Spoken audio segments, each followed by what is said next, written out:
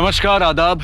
मैं Anoop Soni crime petrol सतर्क के ब्लैक हेडलाइंस अध्याय के आज के एपिसोड में आप सबका स्वागत करता हूं। यूं तो अपराध हर समाज का एक काला सच है जिसे ना चाहते हुए भी हमें स्वीकार करना पड़ता है, लेकिन जब एक पुलिस वाले का कत्ल होता है तो पूरे सिस्टम पर सवालिया निशान उठने लगता है। आइए देखते हैं कि 35 वर्षीय युवा कांस्टेबल सूरज सिंह की हत्या का राज क्या था और कौन था इस आपराधिक अध्याय का रचयिता।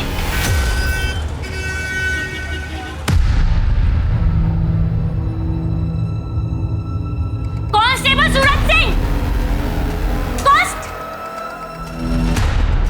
क्या कर रही है तू? हाँ? बाहर निकल। क्या ड्रामा कर रही है तू? पुलिस स्टेशन है, तेरा मायका नहीं है। इज्जत है मेरी यहाँ पे। इज्जत का ख्याल होता ना तो बीवी बच्ची होने के बावजूद अपने से 16 साल छोटी लड़की के साथ ना यूं मुंह काला नहीं करवाते।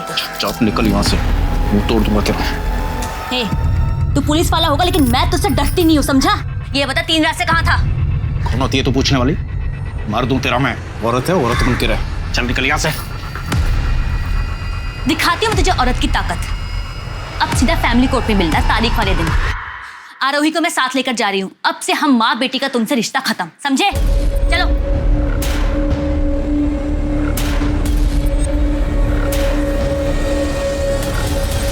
सॉरी सर, आगे से ऐसा नहीं होगा।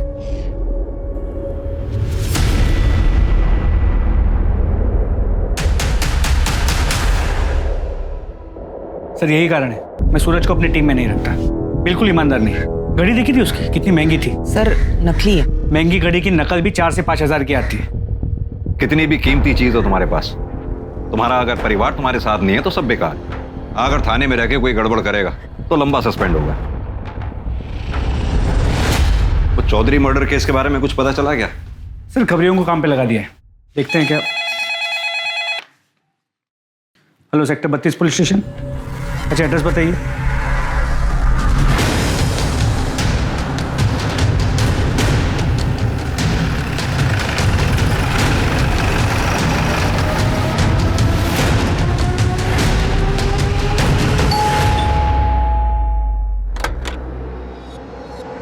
आइए सर। सर हमारी 7 साल की बेटी ईशा घर पर नहीं है। जैसा कि मैंने आपको फोन पे बताया था, हमने उसके दोस्तों से आस पड़ोस में सब जगह पता कर लिया सर, पर वो कहीं नहीं मिली। आपकी मेड का है जिसके बारे में आपने बताया था? ये इसी की लापरवाही का नतीजा है। ये मैडम खुद तो सो रही थी, अब पता नहीं मेरी बेटी कहाँ चली गई, किसके साथ चली गई, कौन लेके गया उसको। कहाँ पर है बच्ची? कौन आया था घर पे? साहब मुझे कुछ नहीं पता। मैं तो 2:30 बजे रोज की तरह उसको स्कूल से लेके आई। ईशा बेबी, पहले खाना खा लो, पहले खाना खाओ, मुंह खोलो। आंखें बंद कीजिए ईशा बेबी, तब तो नींद आएगी। खाना खिलाकर 3 बजे तक बेडरूम में सुला के दिया था और खुद रोज की तरह किचन में सो गई। मेरी जब 5 बजे आंख खुली ना तो मैं उसको ट्यूशन के लिए उठाने के लिए गई रूम में। ईशा तो वो नहीं थी वहां पे। ईशा बेबी, मैंने तुरंत साहब और मैडम को फोन किया। ईशा बेबी। बच्ची कभी खुद से भी बाहर निकलती थी? बताओ नीलू। एक मिनट। नहीं सर। घर में कुछ अटपटा लगा, जैसे दरवाजा खुला हो या सामान बिखरा पड़ा हो? नहीं। घर में इसके अलावा और कोई भी एंट्री है? नहीं सर। घर की चाबी किस किस के पास है? हम दोनों के अलावा बस इस नीलू को दे रखी थी। अरुणेश, मैंने तुम्हें कितनी बार कहा ईशा को चाइल्ड केयर में डालो, एक मेड पर ट्रस्ट मत करो। अब भुगतो। तुम्हारी चाबी कहाँ है? मेरे पास है, मैं लेकर आती हूँ। मलिक, घर की अच्छे से तलाशी लो, देखो आसपास कुछ मिलता है क्या? सर। सीमा, आस पड़ोस में पूछताछ करो। सर। साहब मेरी चाबी। सर 1 मिनट, यहाँ आइए।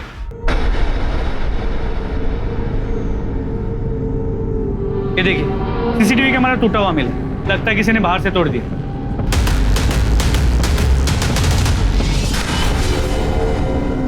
इसका डीवीआर कहाँ है? सर अंदर टीवी के पास।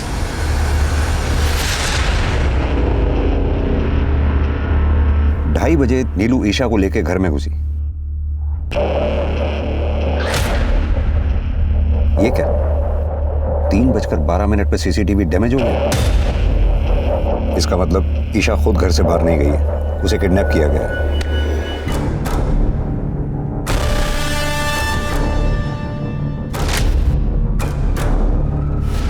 अब या तो किडनैपर के पास चाबी थी, उसने दरवाजा खोला, अंदर आया और ईशा को लेकर चला गया, या फिर दरवाजा अंदर से खुला, किडनैपर अंदर आया और ईशा को लेकर चला गया।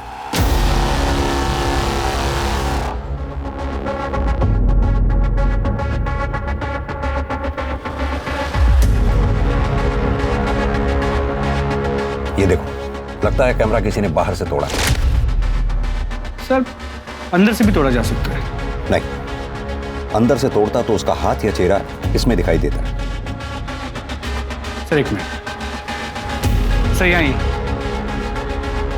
देखिए, यहाँ से भी तो तोड़ा जा सकता है।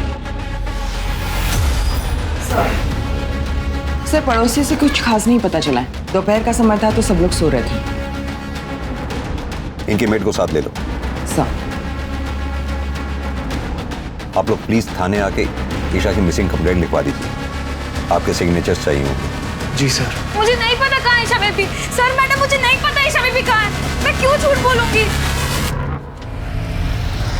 सर ये ईशा की फोटो है। सर मेरी बच्ची को कुछ होगा तो नहीं ना? आप चिंता मत कीजिए, आपकी बच्ची को हम जल्द से जल्द ढूंढ निकालेंगे। और वैसे भी आप दोनों के फोन हमने सर्वेलेंस पे डाल दिए। रैंसम के लिए जैसे ही कोई कॉल आएगा फौरन हमें पता चल जाएगा। अभी आप लोग घर जाइए।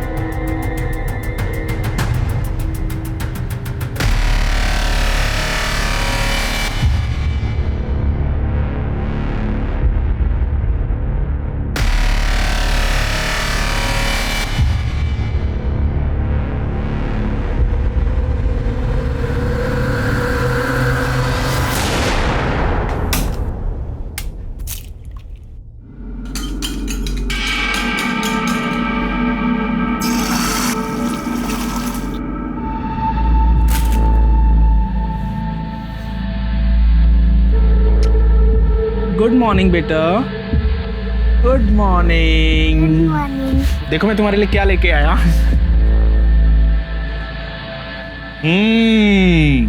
Wow, bread omelette. मम्मी तो अंडा खाने ही नहीं देती है। आप रुको, मैं अभी ब्रश करके आती हूँ। अरे रुको, शेर का बच्चा कब ब्रश करता है? चलो खा लो, ब्रश तो रोज ही होता है ना।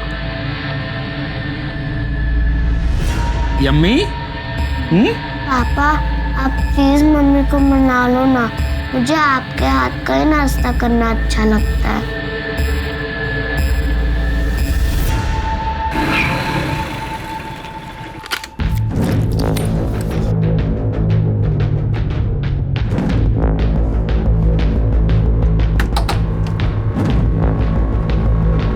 आगे बेटा, सब इंतजाम कर रखा है तेरे लिए, आजा।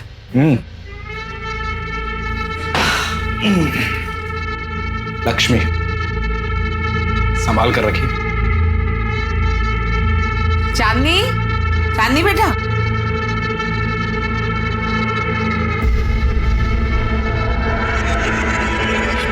अरे आज जीजा जी आए हैं, खातिर कर उनकी।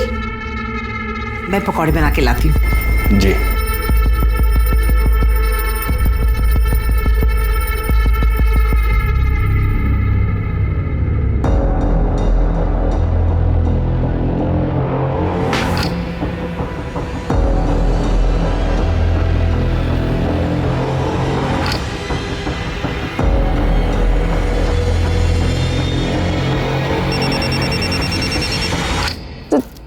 जीजू, दीदी का फोन आ रहा है।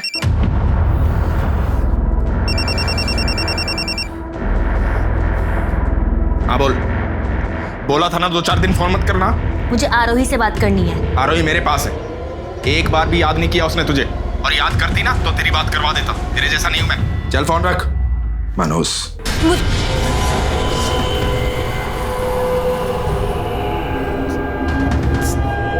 जीजू आज नहीं, प्लीज जीजू। आज मुझे खुश कर देना।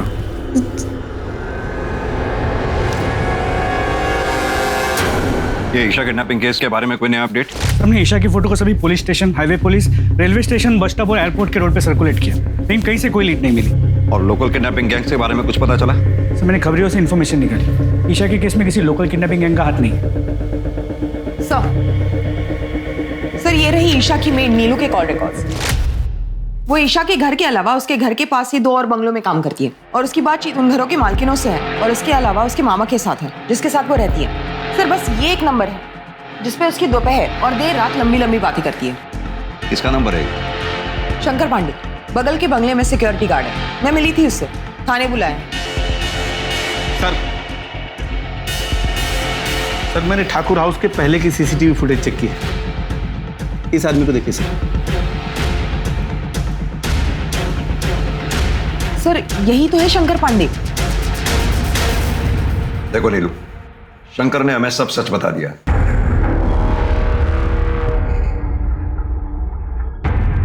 साहब आप मेरे मामा जी से कुछ मत कहिएगा, उनको पता चलेगा तो बहुत दुख होगा उनको। तो फिर सच सच बता दो ना। ईशा की किडनैपिंग में तुम्हारे साथ और कौन है? ये आप क्या बोल रहे हैं साहब? मैं तो ये बताने से मना कर रही हूँ कि शंकर और मैं एक दूसरे से प्यार करते हैं। ईशा बेबी की किडनैपिंग में कौन है मुझे नहीं पता। साहब हम लोग की बात का यकीन कीजिए, हम लोग रोज दोपहर को मिलते जरूर थे।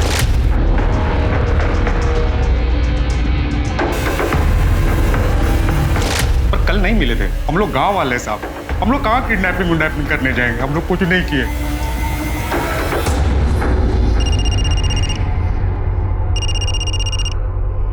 हेलो, तुम्हारी बेटी मेरे पास है, 25 लाख का इंतजाम करके रखो, कल फोन करूंगा। कौन बात कर रहा है? मेरी बात कराओ ईशा से। कौन था अरुणी? ये नंबर नोट करो जल्दी। हेलो सर अभी अभी ईशा के पिता अरुणेश ठाकुर को इस नंबर से फिरौती के लिए कॉल आया था। कॉलर कौन है? लोकेशन क्या है? कुछ पता चला उसके बारे में? सब्जी मंडी सेक्टर नंबर 23। कार किसी महेंद्र तोमर के नाम पर रजिस्टर्ड है। मैंने बात की उससे, वो सब्जी वाला है। किसी ने उसके फोन से रैंसम कॉल किया था। सीमा फौरन एक काम करो, इस सब्जी वाले से कांटेक्ट करो, उसको क्रॉस वेरीफाई करो ये झूठ बोल रहा है या सच। क्विक। सर अगर ये मान ले कि ये किडनैपिंग नीलू और शंकर की साठगांठ से हुई, फिर भी बच्ची को कहीं तो रखा होगा। ये शंकर का घर और नीलू के मामा का घर, इन दोनों के घरों की तलाशी लो। और हाँ, 17 सितंबर को ठाकुर फैमिली जिस कॉलोनी में रहती है उस कॉलोनी के सामने से जितनी भी गाड़ियां गुजरी हैं, उस कॉलोनी के चारों तरफ जितने भी सीसीटीवी कैमराज हैं, उन सीसीटीवी कैमराज में उन गाड़ियों की फुटेज चेक करो। ईशा को किडनैपर पैदल तो लेकर गया नहीं होगा, जरूर वो किसी गाड़ी में लेके गया होगा। लेकिन सर वो तो बहुत ही बिजी एरिया है, 1400-1500 गाड़ियां गुजरी हैं। जितनी भी गाड़ियां हो सबके ओनर्स के बारे में पता करो। क्या पता किसी गाड़ी का मालिक ठाकुर फैमिली से कनेक्टेड हो। सर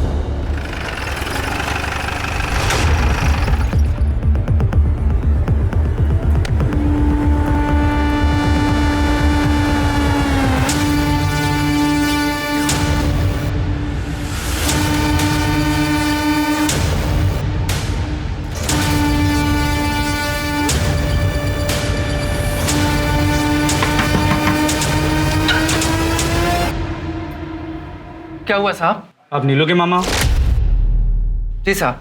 हटी, घर की तलाशी लेनी, पूरे घर की तलाशी लो जल्दी। लेकिन हुआ क्या साहब? हमेशा के नीलू ने अपने मालिक की बेटी ईशा को किडनैप किया, यहाँ रखा है। किडनैप?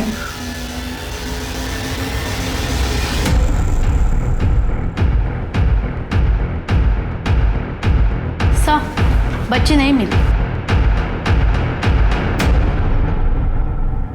सर हमने शंकर और नीलू के मामा हरिहर के घर पे अच्छे से तलाशी ली, लेकिन कहीं भी ईशा के होने के कोई साइंस नहीं मिले। ठीक है।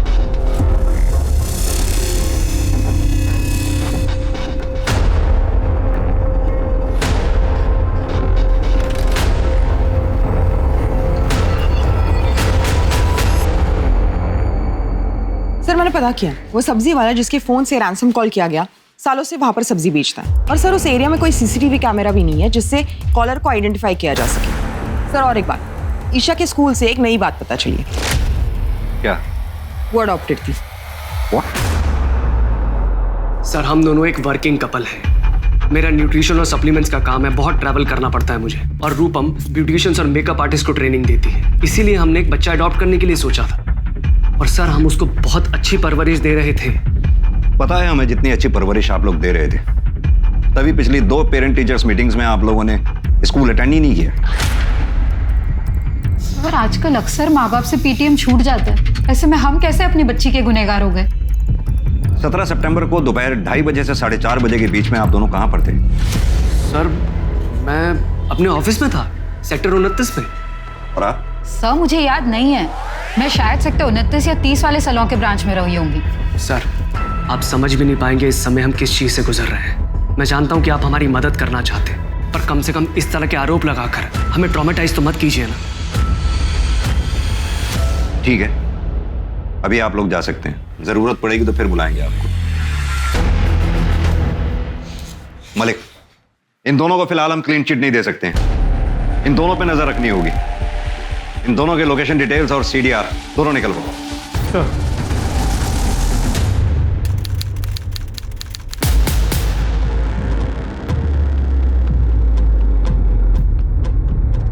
मैडम मुझे बड़े साहब से मिलना है। साहब मेरा पति कांस्टेबल सूरज सिंह मेरी बेटी आरोही को लेकर कहीं चला गया है और अभी उसका फोन भी बंद आ रहा है। सर सूरज सिंह तो 3-4 दिन से ड्यूटी पे भी नहीं आया। साहब मुझे मेरी बेटी की बहुत चिंता हो रही है साहब। आप घबराइए नहीं, शांति रखिए, हम दोनों को जल्द से जल्द ढूंढने की कोशिश करते हैं। पुलिस पर पहले से ही 7 साल की ईशा को ढूंढने का प्रेशर था और अब इसके बाद कांस्टेबल सूरज सिंह के अपनी 7 साल की बेटी आरोही के साथ गुम हो जाने से पुलिस की परेशानियां और बढ़ गई थी। ईशा को ढूंढने के लिए फरीदाबाद पुलिस ने अपनी पूरी ताकत झोंक दी। सारे सस्पेक्ट्स नीलू, शंकर पांडे, ईशा के माँ बाप अरुणेश और रूपम ठाकुर पर नजर रखने के बावजूद पुलिस के हाथ कोई सुराग नहीं लगा। पुलिस की एक टीम वारदात के दिन ठाकुर बंगलों के सामने से गुजरने वाली हर गाड़ी की पहचान करके उनके मालिकों से पूछताछ कर रही थी और ठाकुर परिवार के साथ उनका संबंध ढूंढने की कोशिश कर रही थी, लेकिन गाड़ियों की संख्या इतनी ज्यादा थी कि बहुत समय लग रहा था। इधर पुलिस को एक तालाब के पास सूरज के कपड़े, उसकी बाइक और एक दूसरे स्पॉट पर उसका मोबाइल फोन और सिम कार्ड मिल गया। और फिर दूसरे दिन एक ऐसी खबर आई जिससे फरीदाबाद पुलिस के होश उड़ गए।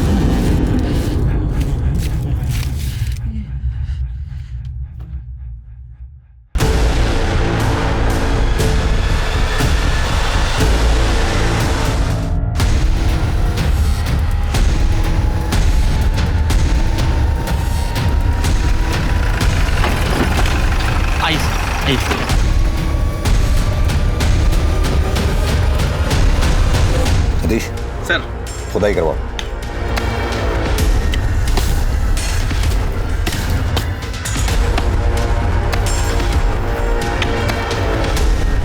रुको रुको रुको रुको रुको, आराम से धीरे धीरे मिट्टी हटा के निकालो बाहर। तो फिर सूरज की बेटी आरोही कहाँ है? आरोही का ईशा की किडनैपिंग से क्या लेना देना है? क्या आरोही भी किडनैप्ड है? सर ये केस अचानक से बहुत ही पेचीदा हो गया। हाँ तो पेचीदा हो गया, कोई बात नहीं, लेकिन इस केस की हर एक परत को हमें खोलना होगा। पहला, ईशा और सूरज सिंह एक दूसरे से कैसे मिले, इन दोनों को किसने मारा? तीसरा, सूरज की बेटी आरोही कहाँ गायब है? सर मैं नूरो फैमिली इसको फिर से पूछताछ के लिए बुलाता हूँ, शायद इस पूछताछ में कुछ जवाब उनके सिरे मिल जाए। हाँ, और साथ में ये अरुणेश, रूपम, सूरज, अनीशा, नीलू, शंकर पांडे, इन सब के कॉल रिकॉर्ड्स को क्रॉस वेरीफाई करो। जी सर। सूरज को तो उसके किए की सजा मिली। क्या किए की सजा मिली सूरज सिंह को? सूरज मुझसे रिश्ता तोड़कर मेरी बुआ की बेटी चांदनी के साथ अय्याशी कर रहा था। सूरज! थप्पड़ क्यों मारा? गनीमत है थप्पड़ मारा, जान से नहीं मारा। और तुझे तो मैं आज ही बुआ के घर छोड़ के आऊंगी। तेरा भला सोचा फुफेरी बहन है, घर के पास कॉलेज आने जाने में सुविधा होगी, और तू मेरे पति के साथ चल चल। अनीशा मेरी बात सुनो। मुझे तुमसे कोई बात नहीं करनी है। पता नहीं कब से चल रहा है ये सब। तू चल चल तू। उसके बाद मैं मायके चली गई, लेकिन मैं कुछ दिनों में वापस आ गई थी। मुझे लगा वो सुधर जाएगा, लेकिन साहब वो 3-3, 4-4 रातों तक वापस नहीं आता था और बोलता था कि मैं नाइट ड्यूटी पे हूँ और यहाँ मेरे बुआ के घर चांदनी के साथ पड़ा रहता था। तुम्हारी बुआ इस बारे में कुछ नहीं बोलती थी? सर पुलिस वाले को कौन क्या बोलेगा, और सूरज तो हर किसी को हरी पत्ती दिखाकर खरीद लेता था। हमने सुना है तुमने कांस्टेबल सूरज के खिलाफ दहेज मांगने का आरोप लगाकर तलाक की याचिका दायर की। हाँ तो उसने भी मुझ पर घर पे चोरी करने का इल्जाम लगाया था। साहब जिस दिन मैं थाने आई थी सूरज को ढूंढने, ये बता 3 रात से कहाँ था? कौन होती है तू पूछने वाली? तब मैंने उसकी आंखों में देखा था, उसको बिल्कुल भी शर्म नहीं थी। मैं समझ गई थी कि सूरज के साथ मेरी जीवन रेखा यहीं समाप्त होती है। और इसीलिए तुमने सूरज सिंह की जीवन रेखा समाप्त कर दी। बड़ी सोची समझी साजिश के तहत तुमने अपनी बेटी आरोही को कहीं छुपा रखा। जरूर तुमने सूरज सिंह को ईशा के साथ दुष्कर्म करते हुए देख लिया होगा। उसी गुस्से में आकर तुमने सूरज सिंह को मार डाला। सूरज सिंह की हत्या करते वक्त तुम्हें ईशा ने देख लिया। कहीं तुम्हारा भांडा ना फूट जाए इसलिए तुमने ईशा की भी हत्या कर दी। और इतना ही नहीं, ईशा को तुमने इतनी बेरहमी से मारा कि उसका चेहरा तक कुचल डाला, ताकि लोगों को पता ही ना चल सके कि वो लाश आरोही की है या फिर ईशा की। सर आप ये क्या कह रहे हैं सर? मैंने ऐसा कुछ भी नहीं किया है। आप प्लीज मेरी आरोही को ढूंढ दीजिए, मुझे उसकी बहुत फिक्र हो रही है, प्लीज सर। तुम अपनी बेटी आरोही से आखिरी बार कब मिली थी? 18 तारीख को, जब सूरज मेरे मायके आया था उसे लेने। कैसा है मेरा बेटा? पापा आपके लिए क्या लेके आए? ये देखो। थैंक यू मेरे प्यारे पापा। मेरा प्यारा बेटा। कहाँ लेकर जा रहे हो? क्यों? बाप हो इसका, कहीं भी लेके जाऊं। ठीक है ले जाओ, लेकिन जल्दी वापस छोड़ देना, क्योंकि मैं उस घर में वापस नहीं आऊंगी। चला बेटा। सीमा, इनकी बेटी की फोटोग्राफ्स और डिटेल ले लो। सर चलिए।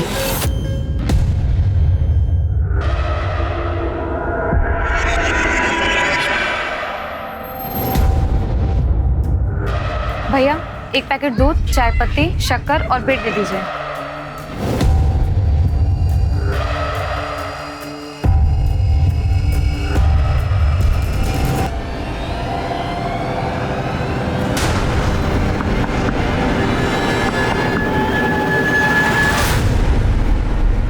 सर पॉसिबिलिटी है कि सूरज सिंह ने चांदनी के साथ मिलकर ईशा को किडनैप किया।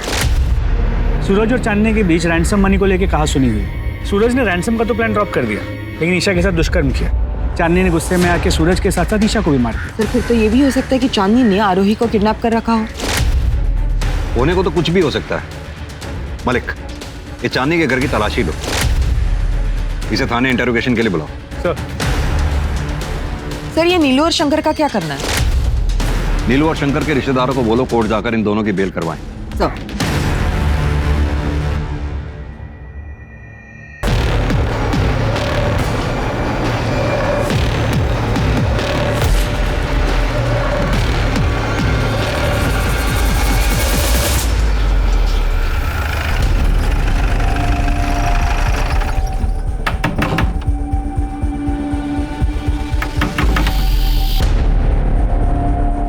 जी चांदनी चौहान का घर है।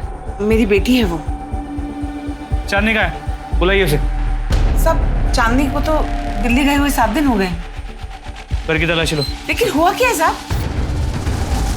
तुम कौन हो? मैं श्रवण, चांदनी दीदी मेरी बड़ी बहन है। अपनी बहन को फोन लगाओ।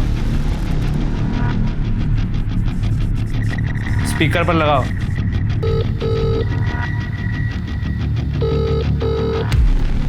सर जब से गई है वो किसी का फोन नहीं उठा रही है, ना मेरा ना माँ का। लेकिन साहब ये तो बताओ हुआ क्या है? कांस्टेबल सूरज सिंह की हत्या हो गई और उनकी बेटी आरोही गायब है। अब इसके बारे में जानती हैं?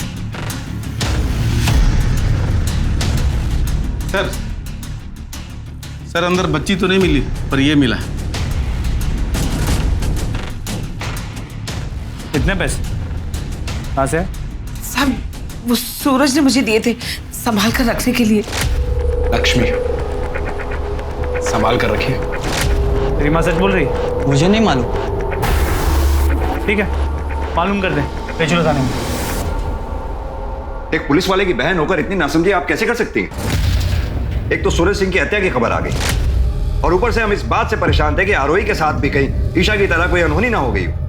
सर सूरज ने मुझे कसम दी थी, इसलिए मैं मजबूर हो गई थी। शीतल, आरोही को अपने पास रखना और कुछ भी खाने पीने का मांगे तो इसे दे देना। और हाँ, अनीशा का फोन मत उठा, उसे पता नहीं लगना चाहिए कि आरोही तुम्हारे पास है। ऐसा हुआ तो मेरा मरा मुंह देखोगी। 2-4 दिन अपनी बेटी से दूर रहेगी ना, तो पता लगेगा उसे औलाद से दूर रहने का दर्द क्या होता है। इसीलिए अनीशा का जब फोन आया तो मैंने उसे नहीं बताया कि आरूही मेरे पास है। हमारी आखिरी बार अपने भाई सूरज सिंह से कब बात हुई थी? सर 19 तारीख को शाम 4 बजे। अनीशा ने हमारी जिंदगी बर्बाद कर दी है। मुझे तो पूरा यकीन है कि सूरज को भी उसी ने मरवाया होगा। पहले तो अपनी बहन को घर लेकर आ गई और फिर बोलने लगी कि सूरज की उसके साथ दोस्ती हो गई है। सब जानती हूँ मैं। तलाक देने के बहाने सूरज की प्रॉपर्टी हथियाना चाहती थी, इसीलिए तो उसने आरोही को हमसे दूर रखा था। आरोही, आरोही, आरोही।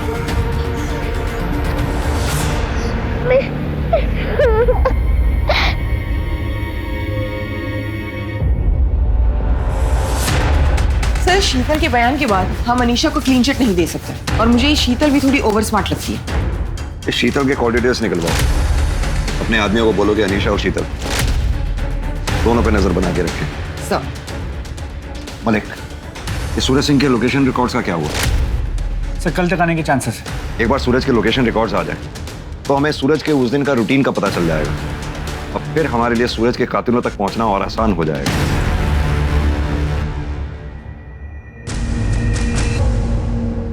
बेटा सब ठीक हो जाएगा। कल से नए दिन की शुरुआत है। हिम्मत बनाए रखो।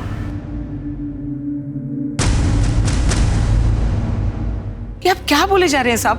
कौन ईशा ठाकुर? अच्छा, ये इस बच्ची का नाम है ईशा ठाकुर, जिसकी लाश हमें सूरज सिंह के साथ मिली है। मेरा यकीन कीजिए साहब, मैं सच कह रही हूँ, किसी को नहीं मारा मैंने। सर एक मिनट। सर ये देखिए सूरज सिंह के कॉल रिकॉर्ड्स।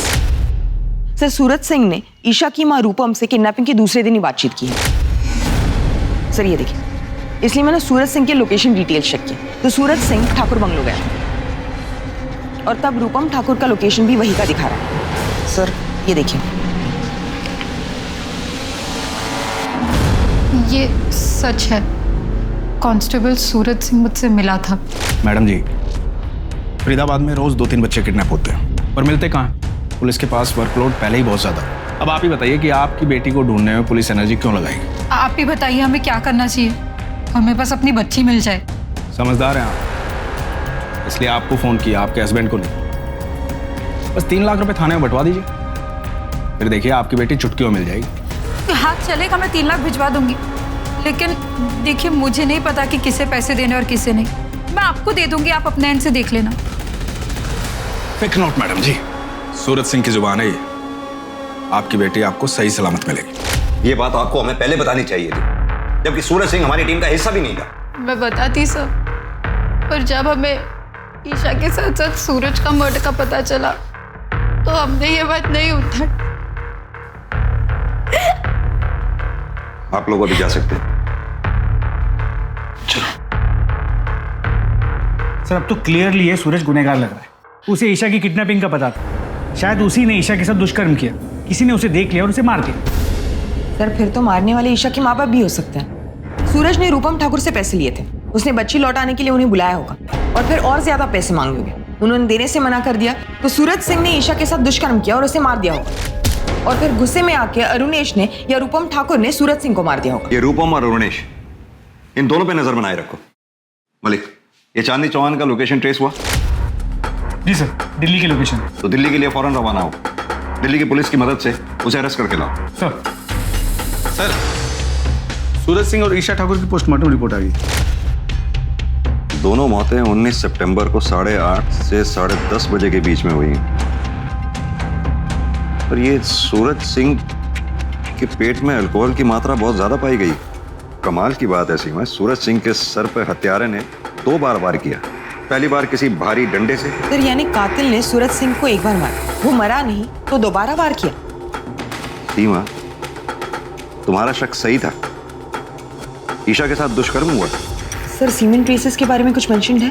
मैंने सूरज सिंह का जो डीएनए टेस्ट करवाया था वो ईशा के प्राइवेट पार्ट से मिले स्किन सेल के डीएनए से मैच नहीं करता।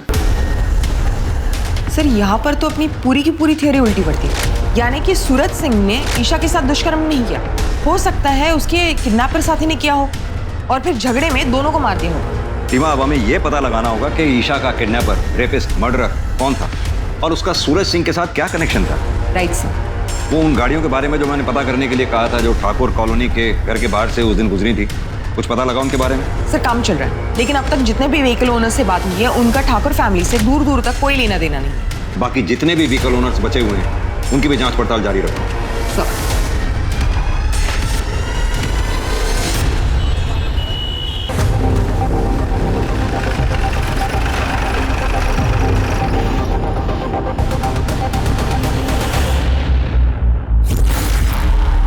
यहाँ पे कोई चांदनी है?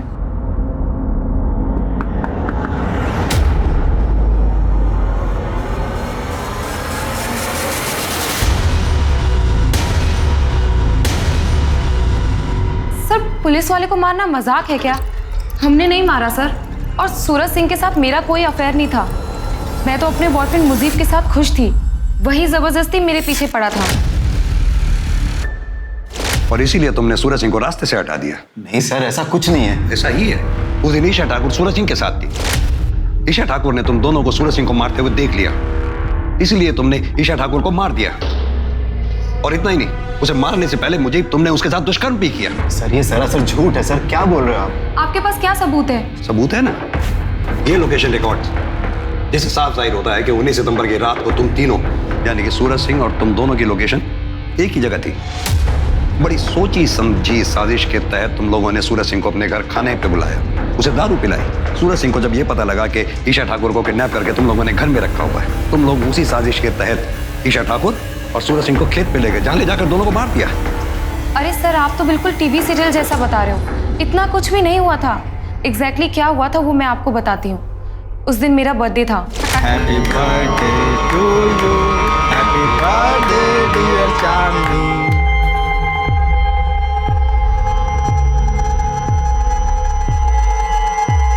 मुझे से तुझे पहले मिलवाना चाहिए था ना चांदनी। मैं दो प्यार करने वालों के बीच में नहीं आता। खुश रहो।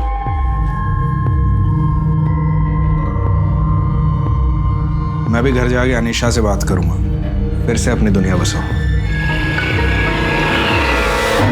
बस उसके बाद जीजा जी अपने घर के लिए निकल गए और 1 घंटे बाद मैं और मुजीब दिल्ली के लिए निकल गए। सूरज सिंह घर के लिए निकला जरूर, लेकिन घर पहुंचा नहीं।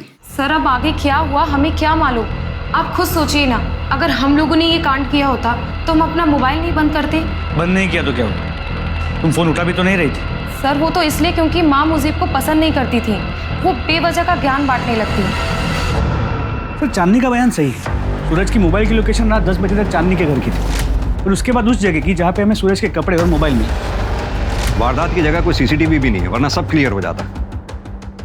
ये ईशा ठाकुर के पास सूरज सिंह पहुंचा कैसे? कोई कनेक्शन भी तो नहीं मिल रहा। सर शायद ईशा चांदनी के घर पे और सूरज उसे वहां से लेके निकला।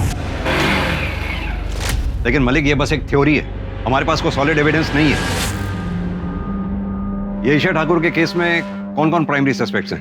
सर ईशा के माँ बाप रोनेश और रूपम ठाकुर, सिक्योरिटी गार्ड शंकर पांडे और मेड नीलू। लेकिन फिलहाल तो ये सब क्लियर दिख रहे हैं। सूरज सिंह के केस में सर सस्पेक्ट्स तो बहुत। सूरज की बहन शीतल, उसकी बीवी अनीशा, उसकी साली चांदनी, चांदनी की माँ पूनम, चांदनी का बॉयफ्रेंड मुजीब और ईशा के माँ बाप रोनेश और रूपम। इन सबके पास मोटिव थे। मलिक, ये पूनम, चांदनी और मुजीब, इन तीनों को छोड़ दो, लेकिन हाँ मुजीब का सीमेंट टेस्ट कराओ। अगर ईशा की बॉडी में मिले सीमेंट से मुजीब खान का सीमेंट मैच कर गया तो मतलब साफ है, ईशा का रेपिस्ट मुजीब खान ही है।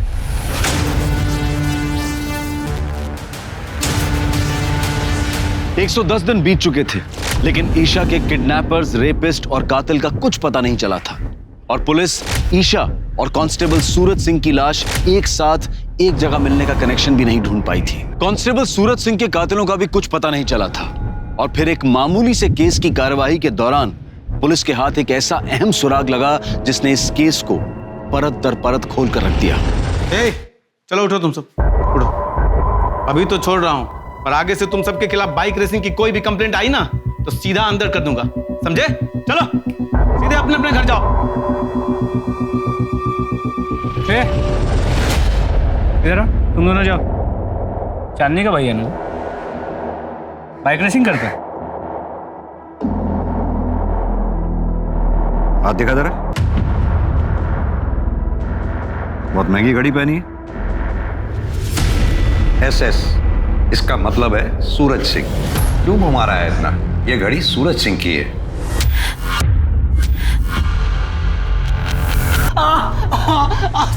तेरे सूरज जीजा जी ने मरने के बाद ये घड़ी तुझे उपहार में दी थी? साहब बता दो।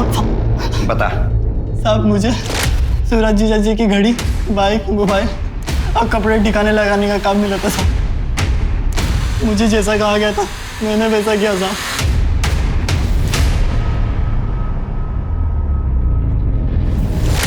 सीधी तरह से बता, इस जुर्म में तेरा साथी कौन था? बोल।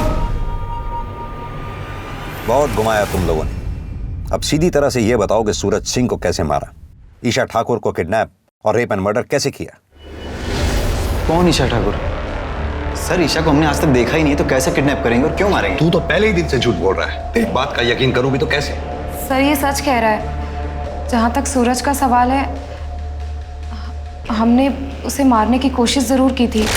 जीजू, नदी किनारे चलें क्या? ठंडी हवा में थोड़े मजे भी ले लेंगे।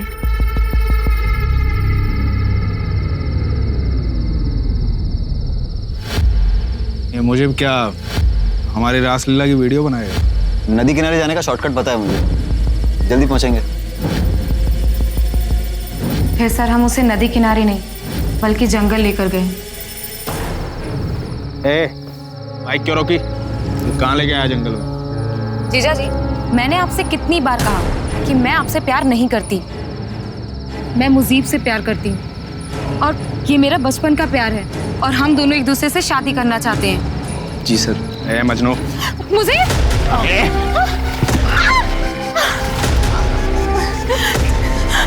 जीजा प्लीज।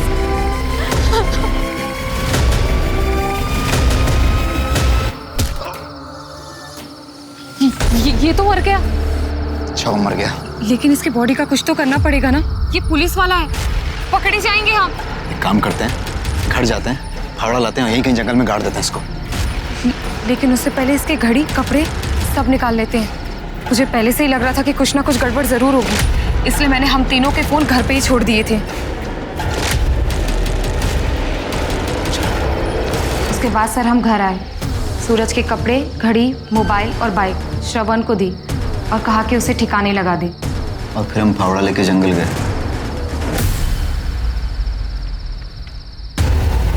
यही तो मारा था उसे। कहाँ गई बॉडी? जल्दी ढूंढो उसे, अगर वो जिंदा बच गया ना तो हम मारे जाएंगे। सर हमने उसे बहुत ढूंढने की कोशिश की, लेकिन वो कहीं पर भी नहीं मिला। हमें लगा शायद वो जिंदा बच गया है, इसलिए सर हम डर के मारे दिल्ली भाग गए। मलिक, जब तक ये दोनों सच ना बोले अच्छी तरह से कुटाई करो इनकी। सर, हमारी टीम जब ईशा ठाकुर के घर के बाहर वाले रास्ते की सीसीटीवी फुटेज चेक कर रही थी तो सर ये मिला है, ये टेम्पो। इसके मालिक के बारे में पता किया तो इसका कनेक्शन ईशा के घर वालों से। क्या कनेक्शन है? कौन है इस टेम्पो का मालिक? हाँ, तो ये सारा हंगामा तेरा खड़ा किया गया है।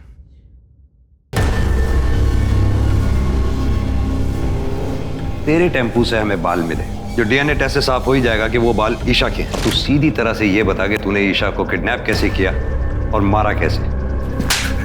बोल। बताता हूँ। नीलू जब भी घर पे आती थी उससे बताती थी कि उसका सेठ अच्छा आदमी है, बहुत अमीर है, उसकी एक बेटी है, वो अपनी बेटी के लिए कुछ भी कर सकता है। ये बात मेरे मन में बैठ गई थी साहब। मैंने एक नया टेम्पो लिया था, उसके पैसे भरने थे। मैंने ईशा को किडनैप करने का सोचा और बंगले पे नजर रखने लगा साहब। शंकर और नीलू के चक्कर का पता चल चुका था मुझे। मैंने सोचा उसी आड़ में किडनैप करूं। नीलू के पास एक चाबी होती थी, मैंने पहले ही घर पे साबुन पे चाबी का निशान ले लिया था साहब। सीसीटीवी कैमरा पहले ही देख चुका था। मैं बड़ी होशियारी से घर में घुसा और डंडे से कैमरा तोड़ दिया, फिर चाबी से दरवाज़ा खोलकर अंदर घुस गया साहब और भाजी वाले से फ़ोन लेकर फिरौती के लिए कॉल किया। लेकिन जब आप लोग मेरे घर पर तलाशी करने के लिए आए तो मैं बहुत डर गया साहब। मुझे लगा कि मेरी चालाकी बेकार गई, पुलिस मुझे पकड़ लेगी। फिर मैंने ईशा को मारने का फैसला किया। लेके जाओ उसे। सर, कांस्टेबल सूरज सिंह जितना भी करप्ट रहा, मरने से पहले अपना पुलिस धर्म निभा गया।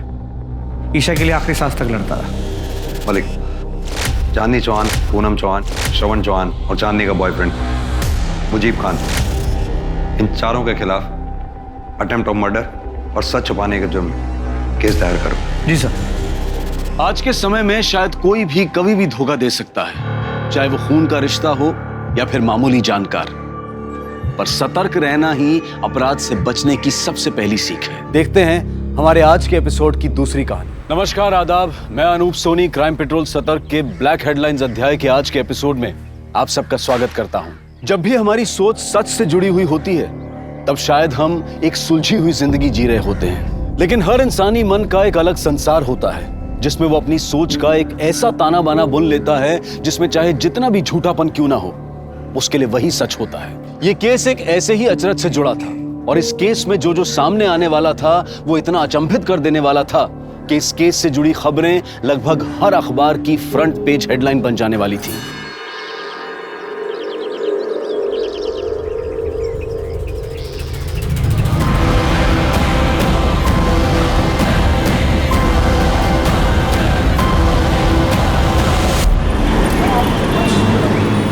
रंजीता, मैं 3 महीने से उस ऐप पर काम कर रहा था। उस राठौड़ ने मेरी ऐप का क्रेडिट ले लिया और तुमने कुछ भी नहीं किया। श्रीधर, राठौड़ के आगे मेरी कोई कुछ सुनने वाला था क्या? और गलती तुम्हारी भी तो है। तुम्हें वो प्रेजेंटेशन मिस करनी ही नहीं चाहिए थी। कंपनी के सारे प्रेस्टिजियस लोग थे वहां पर। संजीता, आई नो कि मेरा प्रेजेंटेशन में होना जरूरी था, लेकिन मैं क्या करता, मेरा अपने पेरेंट्स के साथ होना भी जरूरी था।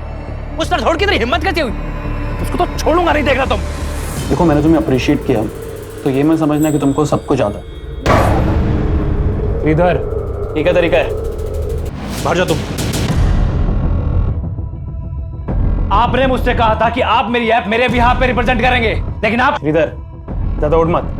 तूने वो ऐप मेरे अंडर ही डिजाइन की थी। तेरे अंडर क्या क्या होता है ना, बहुत अच्छे से जानता हूं मैं। अगर बाहर जाके मुंह खोल दिया ना मैंने, तूने अगर मुंह खोला ना तो मुझे भी मुंह तोड़ना आता है। तेरी जॉब मेरे एहसान का एक पट्टा है। एक चुटकी में पट्टा उतारूंगा और दूसरी चुटकी में तुझे ब्लैकलिस्ट कर दूंगा। ये क्या कर रहा है? मैं तेरी पेन ढीली करने जा रहा था। उसके बाद तुम मेरे सामने चुटकी बजाएगा तो भी उतरेगी, और हाथ जोड़ के गिड़गड़ाएगा ना तो भी तेरी पेंट उतरेगी। उसके बाद मेरे ये जो पट्टा है ना, यही तेरे काम आएगा। तुझे तो देख लूंगा मैं।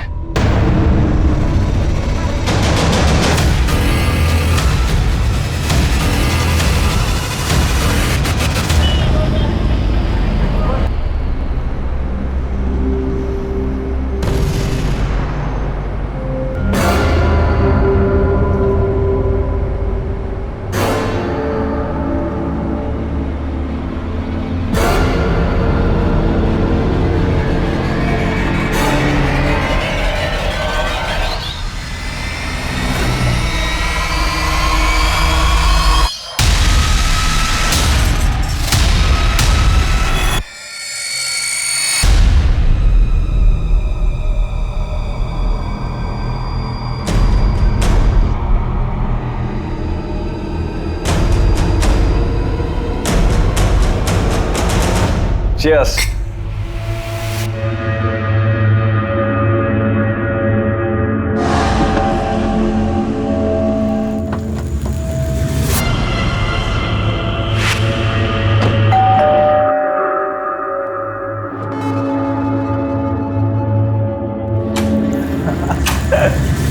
श्रीधर, अब आएगी रौनक पार्टी में। क्या हुआ? इतने अपसेट क्यों? वैसे श्रीधर, तेरी टाइमिंग बहुत अच्छी है। अच्छा सुन, तेरे पास वो पीबीडी का क्रेडिट कार्ड है ना, तो उस फूड ऑर्डर कर दे, 30% डिस्काउंट है। खाना तो तुझे मैं खिला दूंगा, पहले ये बता तूने मेरी टी शर्ट क्यों पहनी है? दोस्त की टी शर्ट नहीं पहन सकते है यार? चिल रहा ना यार। टी शर्ट यहाँ उतार, अंदर उतार, मुझे फर्क नहीं पड़ता। टी शर्ट चाहिए तेरे? हाँ। जब ये टी शर्ट मैं नहीं पहन सकता तो तू भी नहीं पहन सकता। सौगात की बात मत कर, समझा? अपने आप को देख, जो तेरी नजर गंदी है। छोड़, तू उसका बचा रहा है। इसकी तेरी गर्लफ्रेंड के ऊपर भी गंदी नजर है। देख रहा था कैसे चिपक चिपक के बैठा था। क्या बकवास किए जा रहे हो तुम?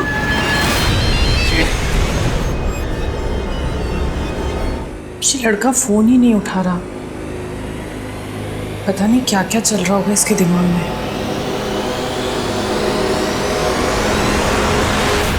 आज मैं आपको मार्शल आर्ट्स के कुछ ऐसे फाइटिंग एसेंशियल्स के बारे में बताने जा रही हूँ जिनसे आप तब से पहले तू लड़कों को घूमती है और फिर तू उनको हलाल करने के नए नए तरीके सीखती है। देख क्या रही है, अपने बॉयफ्रेंड को बुलवा के पिटवाएगी मुझे। महेंद्र, मैंने तुमसे पहले भी कितनी बार कहा है कि मेरा कोई बॉयफ्रेंड नहीं है। ए, पति हूं मैं तेरा, तेरी रग रग से वाकिफ हूं, समझी ना। इसलिए ना मैंने अपने बैंक अकाउंट्स, अपनी पॉलिसीज सब जगह से तेरा नाम हटवा के किसी और को नॉमिनी बनवा दिया।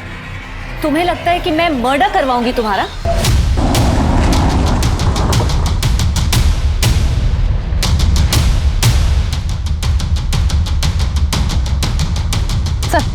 सर, इसी गाड़ी में लाश मिली है। गाड़ी की नंबर प्लेट हटा दी गई है और गाड़ी भी लॉक्ड है। सर, इधर आइए। सही है।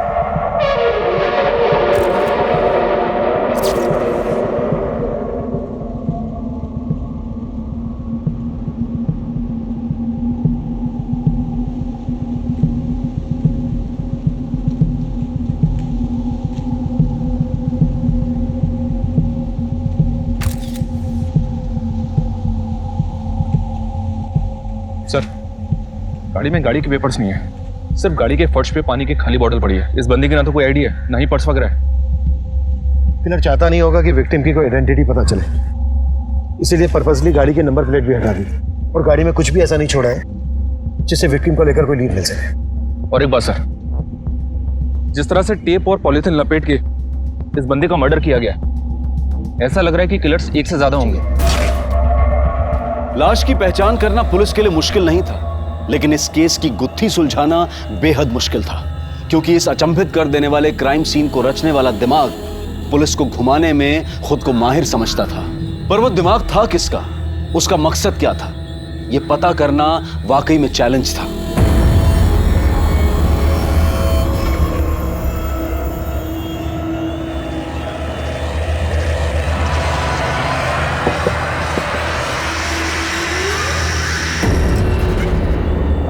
ये क्या है?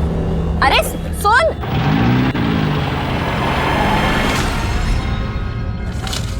इस पेन ड्राइव में मेरी मोहब्बत का पैगाम है, देख जरूर लेना।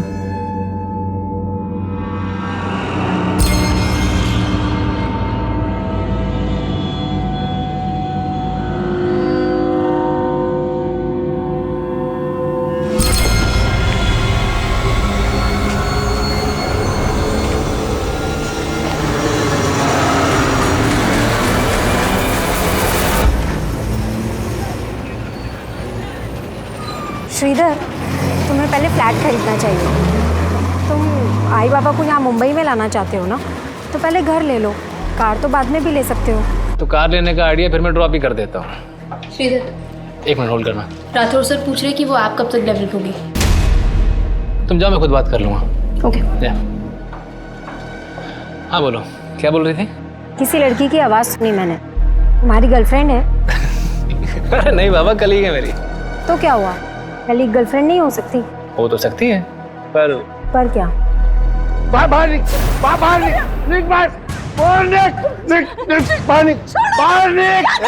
मैं तुम्हें बाद में कॉल करती हूँ। हेलो। मेरे जीवन में आई, मेरा जीवन बर्बाद करके रखा है तूने। बाबा, कम से कम इतना तो लिहाज रखिए कि बाहर दुनिया वालों के सामने हम लोग को तमाशा ना बने। अरे मेरा तमाशा तो वही दिन बन गया था जिस दिन ये तेरी बदसूरत माँ ये मेरी जिंदगी में आई। हाँ? और उसके बाद पैदा हुई तू। ये तुम दोनों के दोनों मेरे लिए पनौती। मेरा बस चले ना तो तुम दोनों को बाहर उठा के फेंक दूं। माँ, छोड़ क्यों नहीं देती है इन्हें? अभी मैं इतना कमा लेती हूँ कि तेरे को अच्छे से रख सकती हूँ। बेटा, तेरे बाबा जैसे है मेरे पति है। औरत का पति के बिना कुछ नहीं होता। पत्नी की भी कुछ इज्जत होती है माँ, और तेरी ये पतिव्रता की अंधभक्ति है ना, हमें ले डूबी।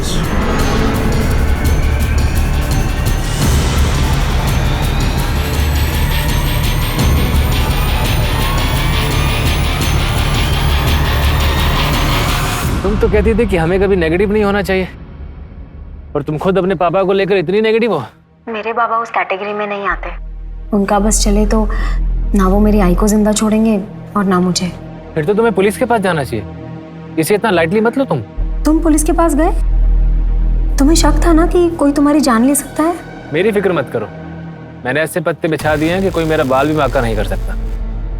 सर इसकी मौत दम घुटने की वजह से ही हुई है, लेकिन मरने से पहले से बेहोश किया गया था। इसकी बॉडी में सेडेटिव के ट्रेसेस मिले हैं। सेडेटिव्स? जी, जो बोतल गाड़ी में मिली थी उसमें उसी सेडेटिव के ट्रेसेस थे। इसलिए बॉडी पर स्ट्रगल के साइन नहीं मिले। पानी की बोतल गाड़ी में मिली, हो सकता है किलर्स भी गाड़ी में मौजूद हो और उन्होंने उस पानी की बोतल में सेडेटिव मिला दिया हो जानबूझकर। हो सकता है सर कार विक्टिम की हो, इसलिए कार की नंबर प्लेट गायब कर दी गई।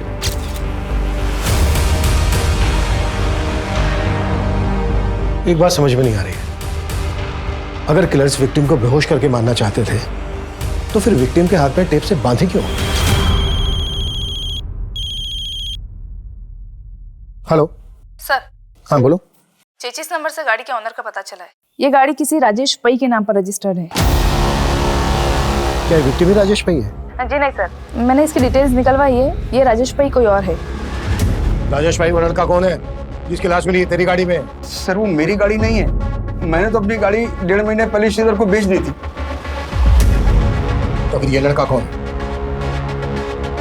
सर यही तो वो लड़का है श्रीधर जिसको मैंने अपनी गाड़ी बेची थी। राजेश जी गाड़ी तो अच्छी है, लेकिन 1.5 लाख से ऊपर वैल्यू नहीं है इसकी। अरे क्या बात कर रहे हो, 1 महीने पहले 1.75 दे रहे थे भाई, इससे कम में नहीं बेचूंगा। चलो एक काम करो राजेश जी, श्रीधर भाई है अपना, ना इसकी ना आपकी, 1.60 में सौदा तय करते। जैसे इसने मुझे पैसे दिए और मैंने डिलीवरी नोट इसको दे दिया था। सर अगर आप चाहें तो मैं डुप्लीकेट पेपर्स भी आपको दिखा सकता हूँ। तुम नकली पेपर तूने पहले से बनवा के रखे? नहीं सर, अगर आपको विश्वास नहीं होता तो आप श्रीधर के दोस्त निमेश से पूछ लीजिए। अब इससे कोई फायदा नहीं होने वाला।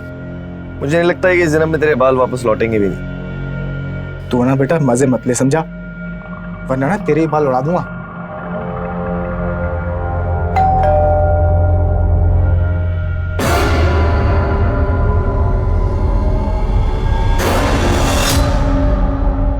श्रीधर यहीं रहता था?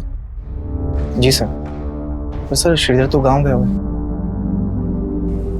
गांव गया हुआ है? जी सर। लेकिन श्रीधर की लाश मिली है। लाश? जी सर ये बात सही है कि श्रीधर ने राजेश से गाड़ी खरीदी थी, लेकिन मैं सच में ही नहीं पता कि उसके साथ ये सब कैसे हो गया।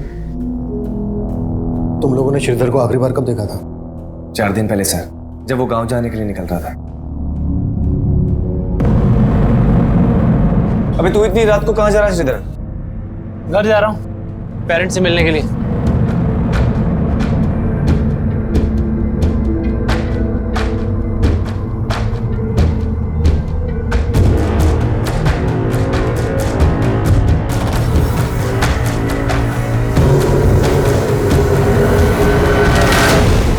चार दिन पहले श्रीधर अपने गांव के लिए निकला और 4 दिन पहले ही श्रीधर का मर्डर हुआ।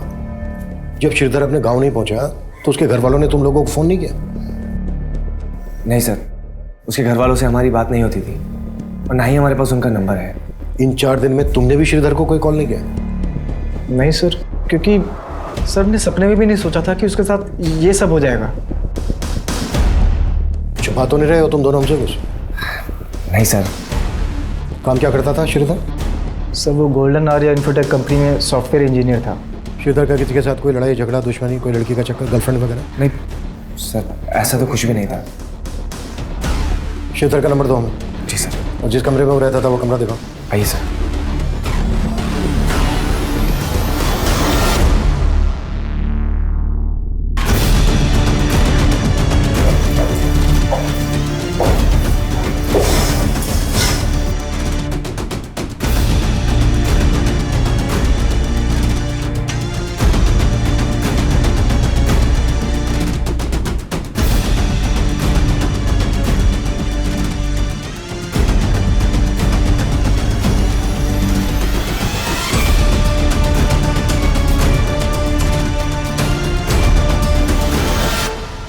श्रीधर अपने गांव के लिए जा रहा था तो जाहिर सी बात अपने साथ कुछ सामान भी लेकर गया होगा। सर जब वो गया था उसके पास एक लैपटॉप बैग था।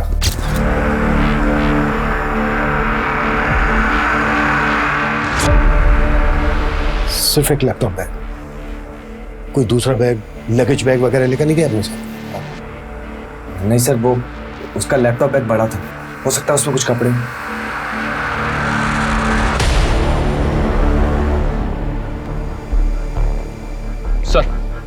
मैंने श्रीधर का फोन सर्विलेंस पे डालने के लिए दिया तो पता चला कि उसका फोन अब भी एक्टिव है।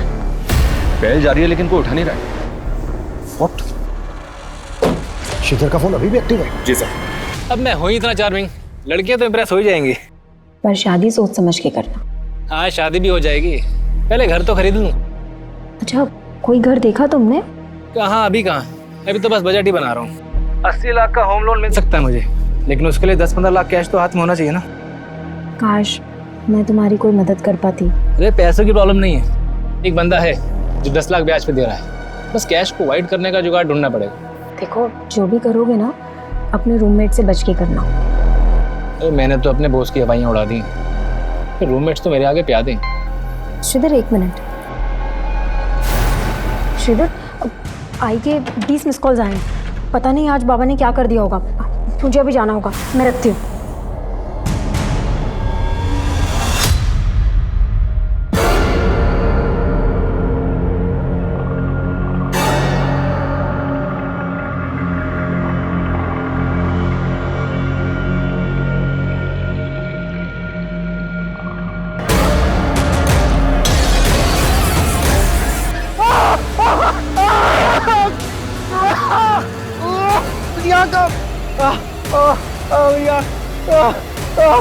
महेंद्र, तुम क्या कर दिया ये? आई, क्या हुआ? आई, तूने मुझे इतने फोन किए, मैंने फोन किया तो उठाया क्यों नहीं? तेरे पापा उस औरत को घर ले आए। क्या? तू चल मेरे साथ। बाबा, ये सब क्या चल रहा है? आज से तेरी दूसरी माँ है। चल पाए पड़, पाए पड़। क्या बोल रहे हो ये सब? क्यों? तू किसी की दूसरी औरत बनने को तैयार हो सकती है तो तेरी माँ दूसरी औरत नहीं बन सकती? ये कैसी बकवास वाली बातें कर रहे हो? ज्यादा चालाक मत बन, मैंने देखा है तेरे को वो आदमी के साथ।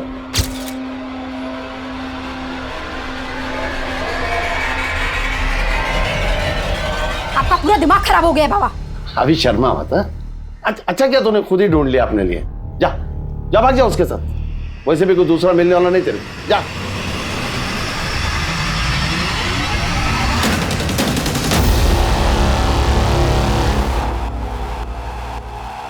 तो श्रीधर 3-4 दिन पहले तक ऑफिस आ रहा था, फिर अचानक से उसने लीव ले ली। लीव लेने की वजह क्या थी, ये तो बताया होगा उसने? नहीं सर, उसने कुछ बताया नहीं। ये ऑफिस में कोई ऐसा है जिसकी श्रीधर के साथ कोई दुश्मनी या झगड़ा हो, जो उसकी इस तरह से जान लेना चाहता हो? सर यहाँ तो ऐसा कोई नहीं है। He was a bright employee, सब उसे यहाँ बहुत पसंद करते थे। श्रीधर का फोन थोड़ी देर पहले तक मीरा रोड एरिया में एक्टिव था। क्या? उसका फोन अब भी एक्टिव है? जिस तरह से आपको हैरानी हो रही है ना, हमें भी हो रही है। उस एरिया में ऐसा कोई है जिसके श्रीधर का आना जाना हो? No idea sir. श्रीधर के पेरेंट्स का फोन नंबर, एड्रेस तो हो गए ना आपके पास? यस सर, एडमिन में है। Ranjita. Yes sir. Sir, Sridhar का मोबाइल अभी अभी दहीसर में बंद हुआ है।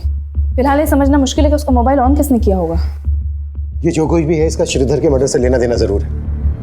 हमने राजेश को अंदर किया है, हो सकता है उसे बचाने के लिए कोई हमें भटकाने की कोशिश कर रहा हो। राजेश के खिलाफ कुछ मिला? सर, राजेश ने कार ट्रांसफर के जो पेपर्स दिखाए थे उस पर श्रीधर के साइन तो हैं, पर ये देखना पड़ेगा कि वो साइन असली है या नकली।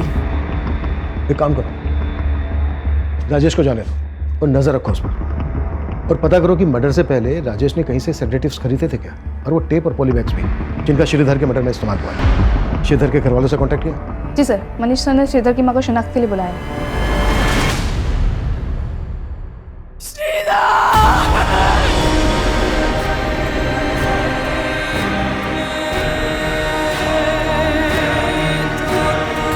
अम्मा, दिन रात काम करूंगा तभी तो यहाँ घर ले पाऊंगा। आपको और पापा को यहाँ भी तो लेकर आना।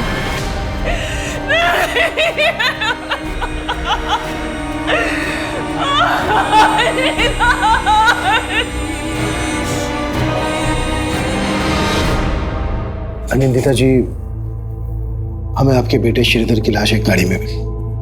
वो गाड़ी राजेश भाई के नाम पर रजिस्टर्ड है, और इसका कहना है कि उसने श्रीधर को एक गाड़ी बेची थी। आपको जानती है इस बारे में? श्रीधर बोल तो रहा था कि वो गाड़ी खरीदने वाला था, लेकिन वो तो नई गाड़ी खरीदना चाहता था। श्रीधर के रूममेट्स निमेश और सार्थक का कहना है कि उसी गाड़ी में 5 दिन पहले श्रीधर अपने गांव के लिए निकला था, आपसे मिलने आ रहा था। आप जानती थी इस बारे में? नहीं सर। श्रीधर के रूममेट्स झूठ क्यों बोलेंगे? उनके साथ उसका कोई इशू था? पता नहीं सर, श्रीधर मुझे कुछ बताता ही नहीं था। श्रीधर की मां का बयान पुलिस को यह सोचने पर मजबूर कर रहा था कि श्रीधर के रूममेट्स ने पुलिस से झूठ बोला होगा। वहीं राजेश भाई पुलिस की रडार पर था। श्रीधर के आस पड़ोस, ऑफिस, हर जगह श्रीधर से जुड़ी इंफॉर्मेशन निकाली जाने लगी। पर इस केस के कई ऐसे पहलू थे जो अभी तक अनछुए थे। सर, मैं मानता हूँ कि मेरी और श्रीधर में अनबन थी, पर इसका मतलब ये तो नहीं कि मैं उसको कोई नुकसान पहुंचाऊंगा। तो झूठ क्यों बोला हमसे कि उस रात श्रीधर अपने गांव गया था? सर, वो तो सार्थक ने बोला था मुझे, और मेरी इस बारे में श्रीधर से कोई बात ही नहीं। सार्थक क्यों झूठ बोलेगा? सर मैं झूठ नहीं बोल रहा हूँ। श्रीधर मुझसे यही कह के गया था कि वो अपने गांव जा रहा है। अबे श्रीधर का मर्डर हुआ है, मर्डर। अभी इसमें तेरा क्या हाथ है वो बोल। सर इसमें मेरा कोई हाथ नहीं, आप बेकार में मुझ पे शक कर रहे हैं। श्रीधर और निमेश की आपस में नहीं बनती थी, क्योंकि कुछ समय पहले श्रीधर ने निमेश के बाल भी उड़ा दिए थे। क्या श्रीधर ने निमेश के बाल उड़ा दिए थे? हाँ सर, क्योंकि निमेश ने श्रीधर की टी शर्ट फाड़ी थी। ओह शिट, मेरे बाल! निमेश क्या हुआ? बाल उड़ गए हैं उसके। मतलब?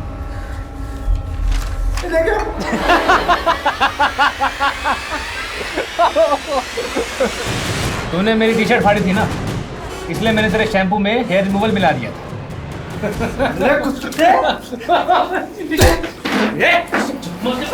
दोनों क्या कर रहे हो? निमेश छोड़ दे।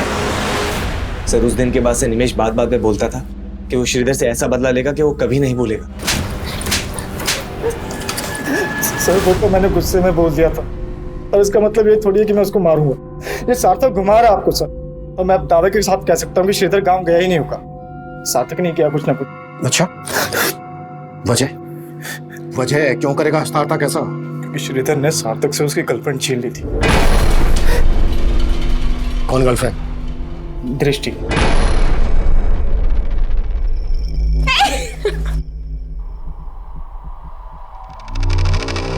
वो सार्थक को डिच कर रही थी, और इसी बात से सार्थक श्रीधर से चिढ़ता था।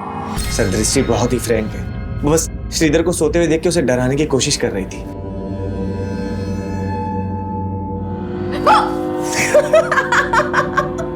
डर गए ना तुम?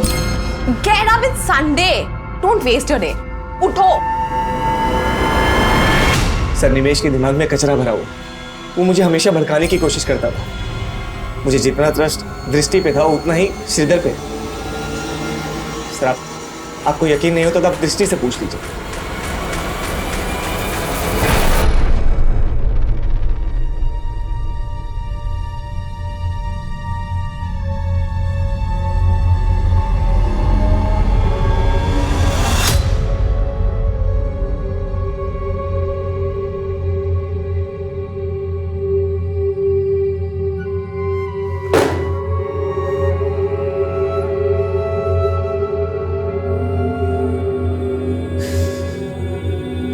क्या जानना चाहते?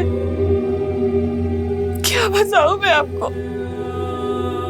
क्या बताऊं? चला गया हमें छोड़ के, वो चला गया।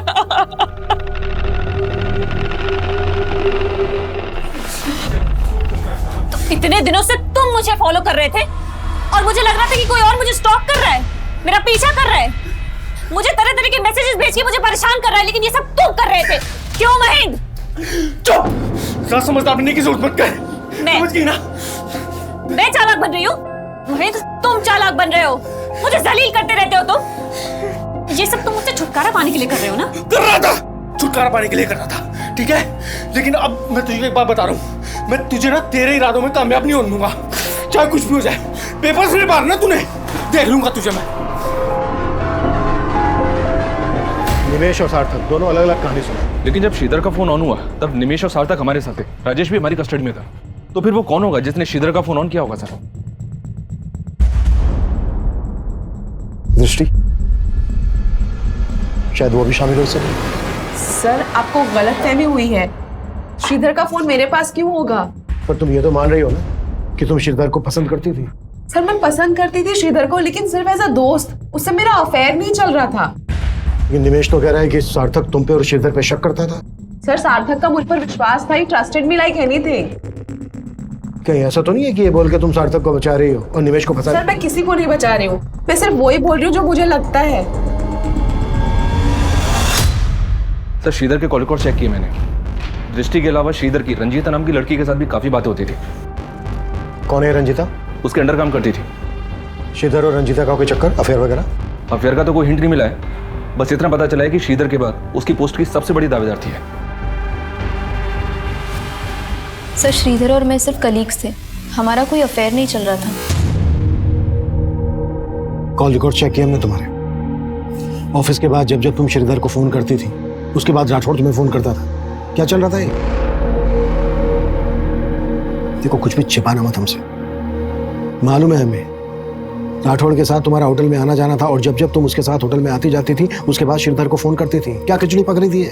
सब मैंने जो किया वो राठौड़ के कहने पे ही किया। क्या करवा रहा था राठौड़ तुमसे? सब राठौड़ ने श्रीधर के ऐप को अपना बना के प्रेजेंट किया था, इसीलिए श्रीधर उसे धमकी दे रहा था। कैसे धमकी?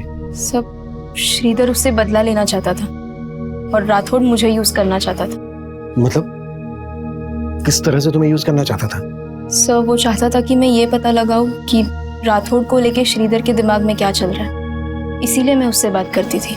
श्रीधर तुम राठौड़ को इग्नोर करो, इसी में तुम्हारी भलाई है। नहीं, मैं इग्नोर नहीं करूंगा उसको, उससे बदला लूंगा मैं। और अगर तुम मेरा साथ दोगी तो तुम्हारा बदला भी बुरा हो जाएगा। देखो श्रीधर, तुम मुझे इन सब चीजों में मत घसीटो प्लीज। क्यों? उसे डर रही हो या उससे बचा रही हो तुम? मैं उस कमीने को क्यों बचाऊंगी? तुम करने क्या वाले हो? कल मिलो मुझे, मिलके बताता हूँ तुम्हें। ठीक है। मेरे ही सामने मुझे कमीना बोल रही थी?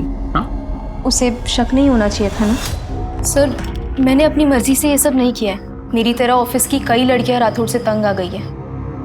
जब श्रीधर राठौड़ के खिलाफ क्या करने वाला था? रंजिता वो ऐप मैंने डिजाइन की थी, प्रूफ है मेरे पास, और मैं वो सारे प्रूफ कंपनी की हाई अथॉरिटीज को जाके दिखाने वाला हूँ। तुम भी साथ चलना मेरे, और राठौड़ ने जो भी तुम्हारे साथ किया ना सब बताना वहां पर श्रीधर अगर इससे कहीं कुछ हो गया तो? कुछ नहीं होगा रंजिता, मैं हूं ना तुम्हारे साथ। लेकिन श्रीधर को किसी से मिलने का मौका ही नहीं मिला, क्योंकि कंपनी के सारे main person out of India गए थे। और ये बात तुमने राठौड़ को बता दी? नहीं सर, मैंने राठौड़ को कुछ नहीं बताया, पता नहीं उसे कहाँ से भनक लग गई। लेकिन अगर श्रीधर ऐसा कर देता तो राठौड़ का करियर खत्म हो जाता था।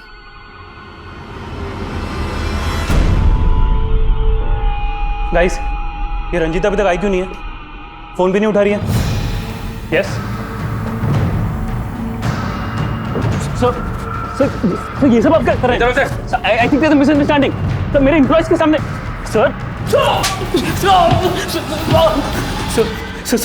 सर मानता हूं कि मैंने श्रीधर के आपको अपना बना के प्रेजेंट किया था, लेकिन मैंने उसका मर्डर नहीं किया सर। सिर्फ श्रीधर ही नहीं, रजिता और ऑफिस की और भी लड़कियों को ब्लैकमेल कर रहा था तू। श्रीधर तेरी पोल खोलने वाला था तो खत्म कर दिया उसको। नहीं सर, सच में सर मैंने ऐसे कुछ नहीं किया सर। ऐसा नहीं उगलेगा है। कुट्टास! राजेश, निमेश, सार्थक, दृष्टि और रंजीता के बाद राठौड़ भी एक प्राइम सस्पेक्ट था, लेकिन श्रीधर का फोन बार बार ऑन करने वाला कौन होगा?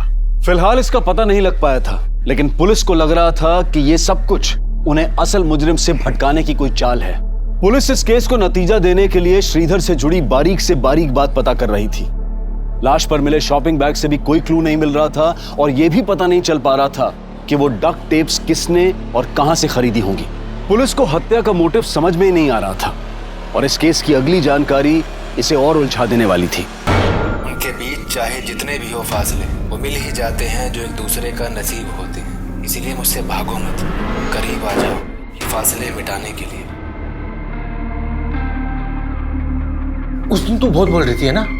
ये देख, मेरी आवाज है क्या ये? तुम्हारी आवाज नहीं है तो फिर किसी और की आवाज से रिकॉर्ड करके भेजा होगा तुमने। अच्छा, तू बहुत समझदार बनती है अपने आप को। मुझे अच्छे से पता है तू डबल गेम खेल रही है। डबल गेम तुम खेल रहे हो महेंद्र, और अब मैं बर्दाश्त नहीं कर सकती, नहीं कर सकती बर्दाश्त।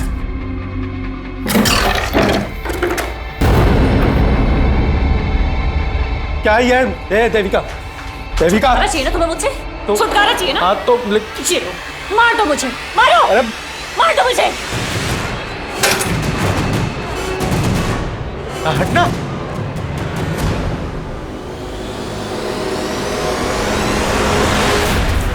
सर मैंने नहीं देखी है वो टेलीविजन सीरीज। हाँ, वो सार्थक को ये फॉरेन लैंग्वेज की फिल्म देखने का बड़ा शौक है।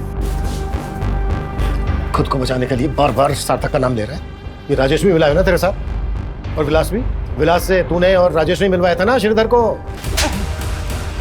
मैं बताता हूँ सर, मैं बताता हूँ सर। श्रीधर को घर खरीदने के पैसे की जरूरत थी। निवेश के कहने पर मैंने उसको विलास से मिलवाया था सर। विलास ने श्रीधर को 10 लाख रुपए ब्याज पे दिए थे। हाँ सर, लेकिन वो चुका नहीं पा रहा था। उसके बाद विलास ने उसके साथ क्या किया सर, मुझे नहीं पता सर। मैडम सच है कि मैंने श्रीधर को 10 लाख रुपए दिए थे, लेकिन उसे मारकर मेरे पैसे थोड़ी ना वापस मिलने वाले थे। निमेश, राजेश और विलास के अलावा राठौड़, दृष्टि, रंजीता और सार्थक पुलिस सबको खंगाल रही थी। ये जानना चाहती थी कि उनमें से किस किस ने वो टेलीविजन सीरीज देखी होगी, पर गुनाह कबूल करना तो दूर, कोई मान ही नहीं रहा था कि वो टेलीविजन सीरीज किसी ने भी देखी थी। लेकिन सार्थक का ये बोलना कि श्रीधर उस रात गाँव जाने के लिए निकला था, ये सोचने पर मजबूर कर रहा था कि कहीं इस मर्डर का कनेक्शन श्रीधर के नेटिव प्लेस से तो नहीं जुड़ा था।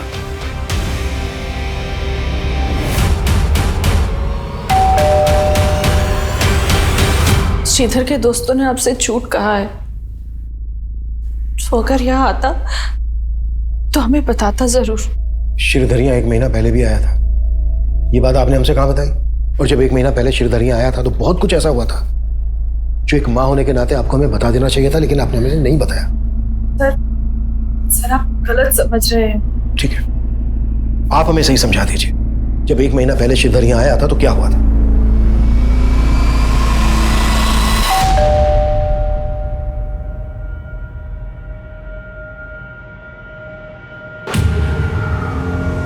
पापा, मैंने आपको कितनी बार समझाया कि आप चाचा पे भरोसा मत कीजिए। आप है कि समझने को तैयार नहीं है? बेटा, तुम्हारे चाचा का घर गिरवी रखा हुआ है और उन्हें अपनी बेटी की शादी भी करवानी है। ऐसे में अगर हम उनकी मदद नहीं करेंगे तो कौन करेगा? अम्मा, वो अपनी खुद की जमीन तो जुए और दारू में गवा चुके हैं, तो वो पापा की जमीन के पीछे पड़े। वो कुछ भी बोल के जाते हैं, पापा भरोसा कर लेते हैं। लेकिन इस बार मैं चाचा को समझा के जाऊंगा कि वो आप दोनों से दूर रहे बस। श्रीधर शुरू से ही अपने चाचा को नहीं पसंद करता था, और उस दिन भी उन दोनों में झगड़ा हुआ था। तो भी आपको श्रीधर के चाचा पे शक नहीं है? नहीं सर, वो ऐसा नहीं कर सकते।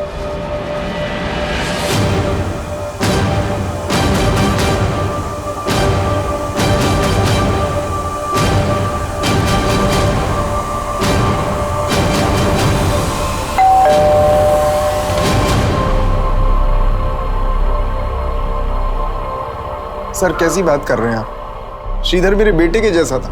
लेकिन उस वक्त तो वो आपको मारने पर भी उतारू हो गया था। चाचा जी, चाचा जी, अगर आप में थोड़ी भी शर्म बाकी है ना, तो अभी के अभी मेरे पापा के पैसे वापस कीजिए आप। हाँ तो उधार के नाम पे लिया हमने भाई साहब से, और जब होंगे तब लौटा दूंगा। चाचा जी, ये नौटंकी बंद कीजिए आप। सब जानता हूँ मैं, ऐसे मीठे बन के कितने पैसे निकल चुके हैं आप। पैसे तो वापस मैं लेकर ही जाऊंगा। श्रीधर रुक जा, श्रीधर हटिए बच्चे। सर माना श्रीधर गर्म स्वभाव का था और उसका व्यवहार मुझे भी पसंद नहीं था, लेकिन आप जैसा सोच रहे हैं वैसे मैंने कुछ नहीं किया।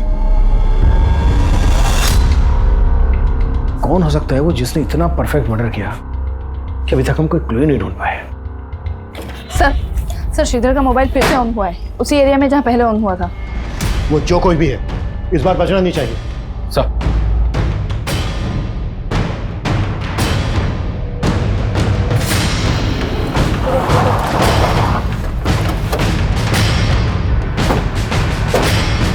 यही एरिया शो हो रहा है जहाँ श्रीधर का फोन एक्टिवेट है। ए बेटा, इधर आ। और ये मोबाइल किसने दिया तुझे? कहाँ से मिला? मुझे ये किसी ने नहीं दिया, मुझे तो ये गिरा हुआ मिला था।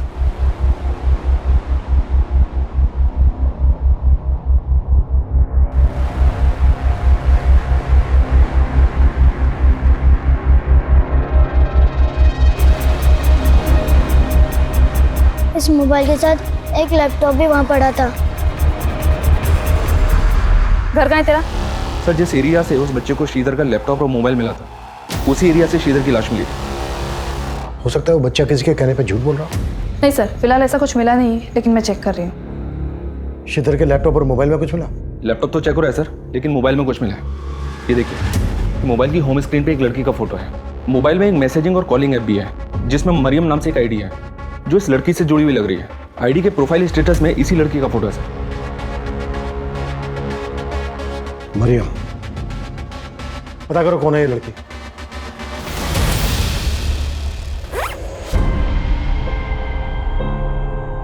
अब मेरे पीछे आने की गलती मत करना, समझे?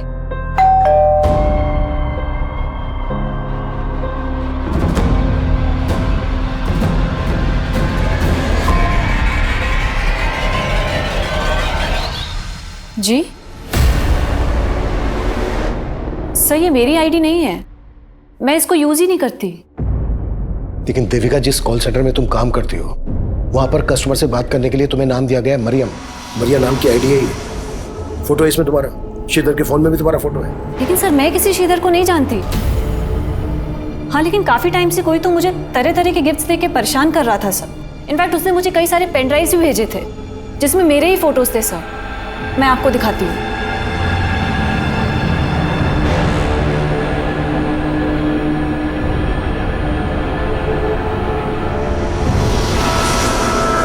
ये देखिए सर। उनके बीच चाहे जितने भी हो फासले, वो मिल ही जाते हैं जो एक दूसरे का नसीब होते हैं। इसीलिए मुझसे भागो मत। सर, मैं खुद तंग आ गई थी इस सबसे। इनफैक्ट इसी वजह से मेरे और मेरे हस्बैंड के बीच में झगड़ा हो रहा था। सर ये सही बोल रहे सर, मैं इससे काफी परेशान थी। कहीं ऐसा तो नहीं है कि ये परेशानी जड़ से हटा दी, इसी वजह से खत्म कर दिया श्रीधर? सर ऐसा कुछ नहीं है, आप गलत सोच। हाँ बोलो। सर, श्रीधर के लैपटॉप में भी कुछ मिला है। सर, श्रीधर के लैपटॉप में श्रीधर की ईमेल आईडी का पासवर्ड डिफॉल्ट सेटिंग पर था। सर, मेल आईडी पर क्लिक करते ही मेल बॉक्स ओपन हो गया। और सर, ये इस आईडी पर लगातार वो कई ऐसे मेल्स कर रहा था जो शक करने जैसे हैं। श्रीधर ने अपना लास्ट मेल इसी मेल आईडी पे किया था।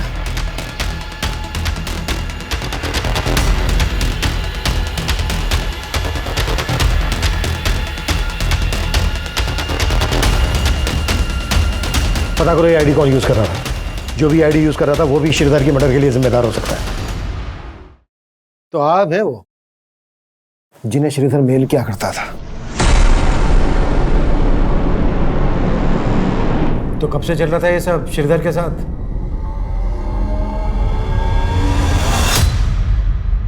हेलो, मेरी बात श्रीधर राव से हो रही है? हाँ जी, आप कौन?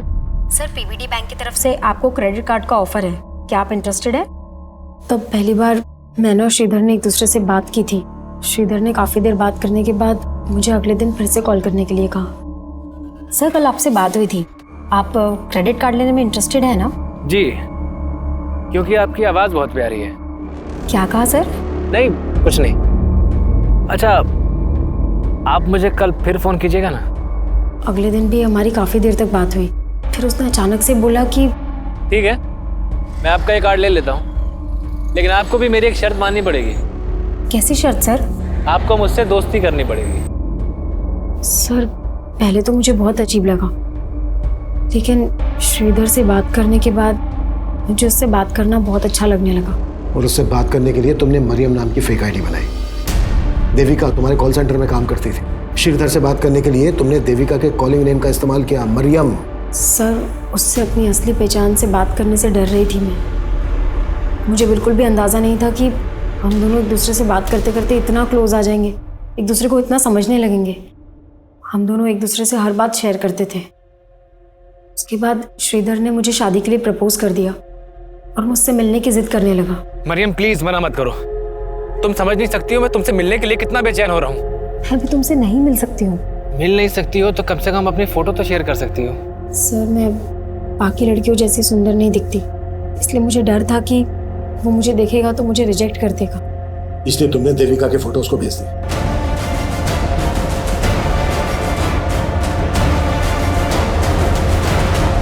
सर, देविका की फोटो देखते ही उसने मुझसे शादी करने के लिए कहा। मुझे लगा कि मुझे ये सब यहीं रोक देना चाहिए, इसलिए मैंने उसको बोल दिया, श्रीधर, मेरे बाबा मेरी शादी कहीं और तय कर रहे हैं। तो तुम उन्हें मना क्यों नहीं कर देती हो और भाग चलो मेरे साथ? देखो, मैं तुम्हें पाने के लिए कुछ भी कर सकता हूँ। तो मैंने उसका फ़ोन कट कर दिया और कभी उससे बात नहीं की। लेकिन वो लगातार मुझे ईमेल्स भेजता रहा। फिर भी मैंने उसकी ईमेल्स का कुछ रिप्लाई नहीं किया, लेकिन उसने हमारे कॉल सेंटर का पता लगा लिया था। और वो देविका को अपनी मरियम समझकर वो सारी चीजें भेजने लगा। ये क्या है? अरे कौन? मेरी गलती की वजह से देविका की मैरिड लाइफ में बहुत डिस्टर्बेंस क्रिएट हो गई। उसका हस्बैंड उस पर शक करने लगा, यहाँ तक कि वो मुझसे और हमारे बाकी कलीग से इनडायरेक्टली आके पूछताछ करने लगा उसका कहीं और अफेयर है। ये कहानी बंद करो जागृति, सीधा सीधे मुद्दे पे आओ। श्रीधर से अपनी बातचीत बढ़ाने के पीछे तुम्हारा असल मकसद क्या था? सब मेरा कोई गलत मकसद नहीं था। मेरा बस ये रूप, यही मेरी बदनसीबी है। लेकिन मुझे नहीं पता था कि उसको अवॉइड करने के बाद वो इतना बड़ा स्टेप ले लेगा।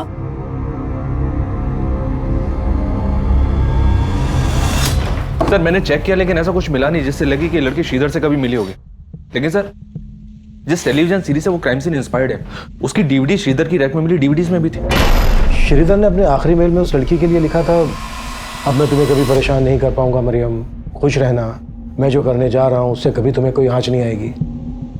और श्रीधर के बाद के मेल पढ़ने में ऐसा लगता है कि जैसे जागृति को अवॉइड करने के बाद वो टूट गया था, डिप्रेशन में आ गया था और इसी वजह से शायद। आप कह रहे हैं सुसाइड? पॉसिबल है। सब कुछ एग्जामाइन करने के बाद तो यही लग रहा है कि श्रीधर डिप्रेशन में चला गया था। हो सकता है ये स्लीपिंग पिल्स, टेप, पॉलीबैग्स उसने खुद खरीदे हों और डिप्रेशन की वजह से वो ये कदम उठा गया। लेकिन सर अपने आप को इस तरह से मारना प्रैक्टिकली पॉसिबल है क्या? मनीष, एक बार क्राइम सीन रिक्रिएट करके देखते हैं।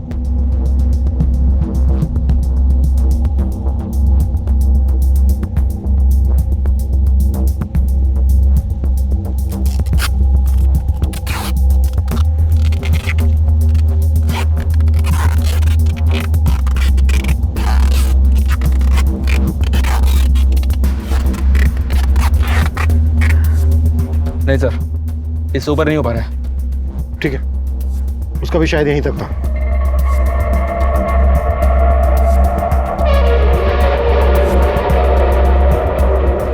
मनीष, बीच में कभी भी तुम्हें ऐसा लगे कि तुम्हें सांस लेने में दिक्कत हो रही है, बीच में छोड़ देना, हम दोबारा ट्राई करें। तुम ठीक हो मनीष? पॉसिबल है सर, एकदम पॉसिबल है।